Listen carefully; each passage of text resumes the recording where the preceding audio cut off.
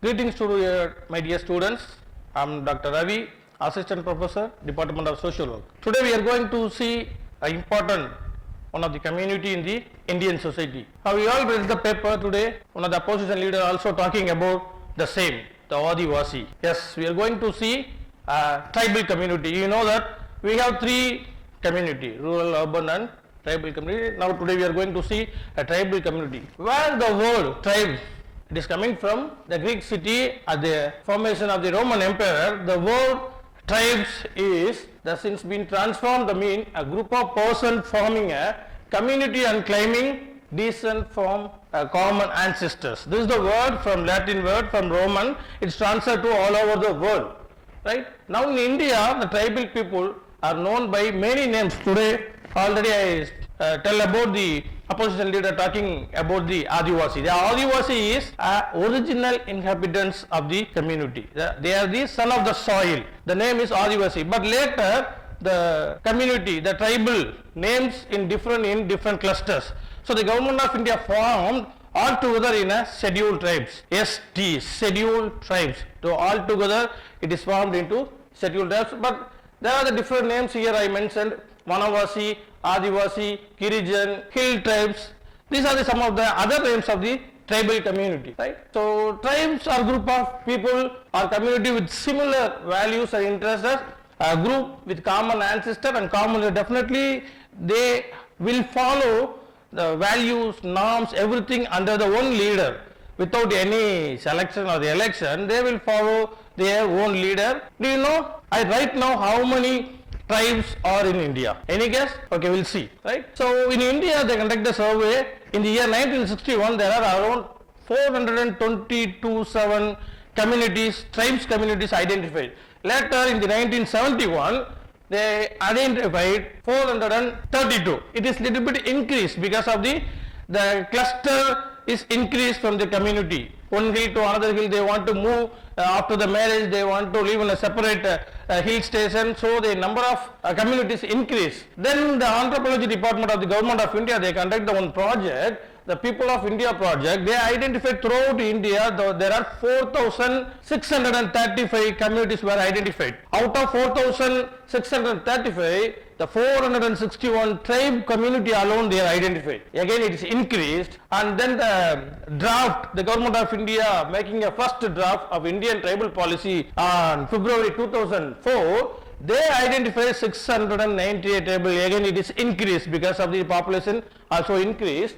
Then the July 2006 it is increased 698 to 700 tribal community. Then 2007 it increased again to 705, right? Right now as of now March 2023 in India we have 705 tribal community were identified. Yes, as per the Indian list it is that 8.6 is total population of all over India, right? But this is in all over India, but except the following states there is no tribe still they are not recorded, especially in the Punjab, Haryana and Delhi and other union territories of the Chandigarh and Pondicherry, right? Now we can see some of the characteristics of the tribals, how we are identified, how we call it as a tribe. You know, even the tribal ST certificate, if you want to get the ST certificate, you can get at least above RDO rank and all, right? They have their rules and regulations, they have certain characteristics, based on that only they provide the certificate. They are not able to just like get the certificate like other caste people, right? Otherwise they are only get SC or OBC or MBC, right? So ST certificate, getting of ST certificate is also a problem right now because of there are lot of verification. Only the anthropology department or others only will give the certificate, right? And characteristics of the tribal community based on the geographical location, definitely they have their own territory. Of course, even urban, even rural, they have their own territories, but they have the well democratic geographical territory in the hill station, especially in the forest range. Those people are living in a forest area or hill area, they are only called as a tribe, not in the plains area, and definitely they are in isolated. They are in an isolated area from the normal people or semi-isolated. The people of tribes, they are living in the core part of the forest or the peripheral of the forest area, because they are dependent on the forest, because they are the son of the soil again, right? So they are isolated or semi-isolated from the normal human beings. Now their social culture, they have their own culture, cosmology and other belief system they are following as per the community. Every tribal community have their own belief system and they have their own language. There is no script also, right? In even Tamil we have number, the number of words, letters. In English 26, in Tamil 240 plus. Like there is no script in tribal languages. I met a tribal in a Valpore. They are speaking in different languages. I am just enquiring the tribal. What are the languages is mixed? They said it's a mixed language, mixed of Tamil, Kerala, Malayalam, Telugu, Urdu, like. So they adopted many words from other language and they have their own languages. There is no script. There is no script throughout in India. And simple society, there is no rigid social stratification. That means there is no upper lower class variation, caste variation. They are living their life. They are very simple, and they strong belongingness to the community and consider themselves son of, as I told you, they are the Adivasi. Adivasi is the origin inhabitant. They are the son of the. Still they are taught, because they are only giving the protection to the forest. Based on the economical, they never worry about the future. They are living for their life, for their day-to-day life. They are earning money for their day-to-day meal and other expenses. Usually they are involved in the barter system. They will collect materials from the forest. They can giving over the materials, whatever they collect, to the shop owners, and they will collect in spite of that anything else, right? So this is the economical system. They never worry about the savings and all, right? Because all the material is available in the forest. They never worry about the savings. They are only living for their day-to-day life. Regarding the religion, they are all belongs to forest area, so they will follow their own customs. They will follow their own religions. That one is based on the animism, animatism, totemism and naturalism.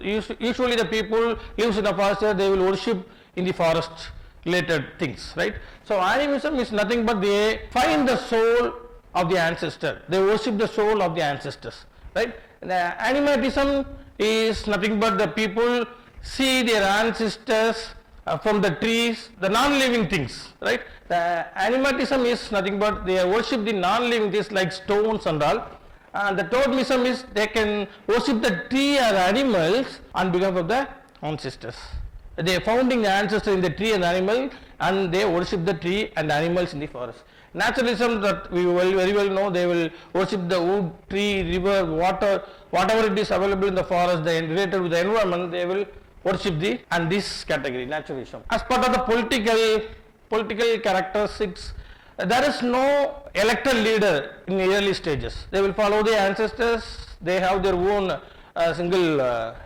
selected leaders. They will follow the rules and regulations they will follow the norms and values as per the community, and they obey the leaders' words. But nowadays it is totally changed. Then 74th amendment implemented by the government to decentralize the power to reach everyone. So what happened? Every tribal is also to take part in the election system. The political system was introduced by the government. It disturbed the autonomy of the tribal system, because they decide what they want. But now someone will decide, somewhere sitting and decide what they want. So they lost the autonomy, but somehow they got some power from the government. So these are some of the tribes names based on the region. In our India, they are categorized in the region wise: southern region, northern region, northeast region, central region. So as per this categories, here I mentioned certain name of the tribes. Northeast region, Naga. I can show the picture in later. Northeast region, Sikkim, Himalayas. In Mizoram is the highest population of the tribes in India, right? Mizoram, Himalayas, Naga, Mizo, Adi, and western Ghats, central zone, southern part, Irulas, Toda. Southern part is a combination of Tamil Nadu, Kerala, Andhra and Karnataka. So Irulas, Badugas, Kani, they are the tribes in the South India. And island communities, Great Andaman, and other areas, Nicobars.